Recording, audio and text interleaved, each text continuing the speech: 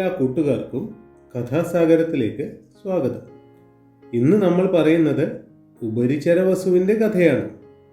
കുരുവംശ സ്ഥാപകനായ കുരുവിൻ്റെ പുത്രനായ സുധനുസിൻ്റെ പരമ്പരയിൽ ജനിച്ച പരാക്രമിയായിരുന്നു ചേതി രാജാവായ വസു.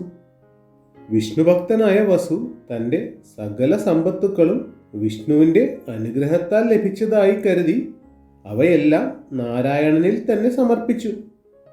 തൻ്റെ രാജ്യത്തിൻ്റെയും പ്രജകളുടെയും ഉന്നമനത്തിനു വേണ്ടി ഒരു നാൾ വസു അസ്ത്രം ഉപേക്ഷിച്ച് തപസ് ചെയ്യാൻ തുടങ്ങി.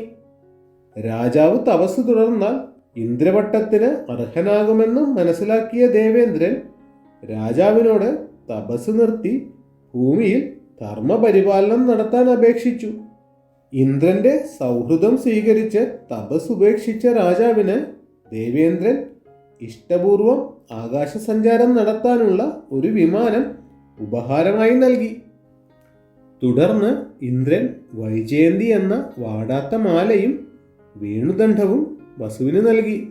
വേണുദണ്ഡം ഭൂമിയിൽ നാട്ടി ഇന്ദ്രോത്സവം നടത്തണമെന്നും ഇന്ദ്രൻ വസുവിനെ ഉപദേശിച്ചു. ഇന്ദ്രൻ നൽകിയ സ്ഫടിക നിർമ്മിതമായ ഇന്ദ്രസൗധ വിമാനത്തിൽ അമ്പരത്തിൽ വാഴുന്ന രാജാവിനെ ദേവന്മാരും ഗന്ധർവന്മാരും ഉപരിചരൻ എന്ന് വാഴ്ത്തി പ്രസിദ്ധനാക്കി.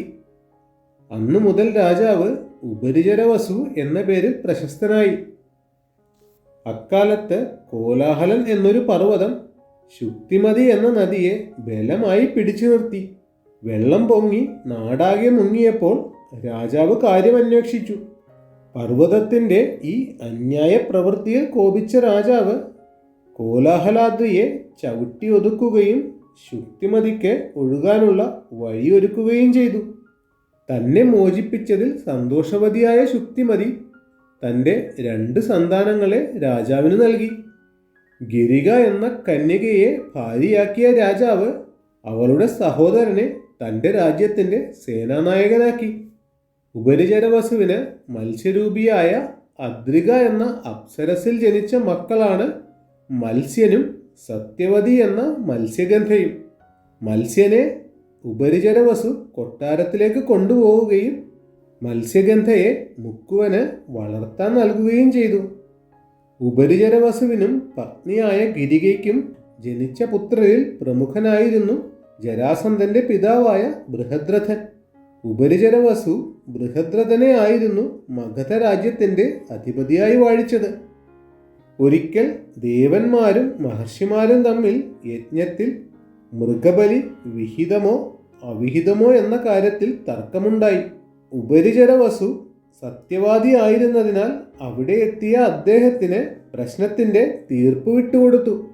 എന്നാൽ വസു തൻ്റെ സുഹൃത്തായ ഇന്ദ്രന്റെ പക്ഷത്ത് നിന്നുകൊണ്ട് മൃഗവധത്തിന് അനുകൂലമായി അഭിപ്രായം രേഖപ്പെടുത്തി. ഇതിൽ അമർഷം പൂണ്ട മഹർഷിമാർ വസുവിനെ ശപിച്ച് പാതാള ലോകത്തിലേക്ക് അധപ്പതിപ്പിച്ചു. എന്നാൽ വിഷ്ണുഭക്തനായ വസു പാതാളത്തിലിരുന്ന് വിഷ്ണുവിനെ ഭജിച്ചുകൊണ്ടിരുന്നു. രാജാവിൽ പ്രസന്നനായ വിഷ്ണു ഭഗവാൻ ഗരുഡനെ വിളിച്ച് വസുവിനെ പാതാളത്തിൽ നിന്നും ആകാശത്തിലേക്ക് കൊണ്ടുവരുവാൻ കൽപ്പിച്ചു. അങ്ങനെ ഗരുഡന്റെ പുറത്തേറി ആകാശത്തിലെത്തിയ വസു വീണ്ടും ഉപരിചരനായി ബ്രഹ്മലോകം പ്രാപിച്ചു. കുരുവംശ രാജാവായ ഉപരിചരവസുവിൻ്റെ കഥ ഇവിടെ തീരുകയാണ്. മറ്റൊരു കഥയുമായി വീണ്ടും കാണാം.